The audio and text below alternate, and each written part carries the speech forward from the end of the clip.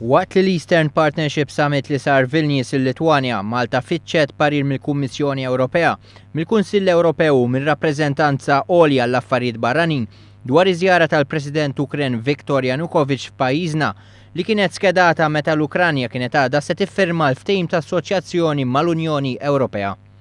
L-awtoritajiet kollha Ewropej taw messaġġ ċar lil Malta li jixtiequ li pajjiżna jieqpa' dej b'din iż-żjara mfissra minnhom bħala strateġija u sinifikanti.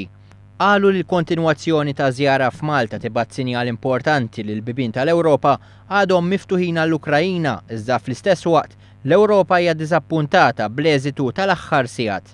Waqt is-summit fil-preżenza tal-President Ukren, il-Prim Ministru Malti qal li l-poplu fl-Ukrajina jagħti sinjal qawwi ta' direzzjoni lejn l-Ewropa u din it-triq tista' tiġi ttardjata imma mhux imwaffqa. U appella lill President Yanukovych biex jifhem li d-diżappunt unanimu ta' 28 pajjiż tal-Unjoni Ewropea ifisser li l-Ewropa jimpurta mill-Ukrajna. Joseph Muscat qal li minn barra l-ħbiberija l-Unjoni Ewropea tista' toffri lill-Ukrajna aċċess għas-suq Ewropew u ispirazzjoni għaż-żgħażagħ li l-valur tagħha ma jitkejjilx bil-flus. Il-Prim Ministru qal li l-futur tal-Ewropa jinsab fil-politika ta' integrazzjoni u saħaq fuq l-importanza ta' aktar dialogu u għalhekk id-diżappunt tal-lum għandu jkun il-bidu pożittiv għad-diskussjonijiet.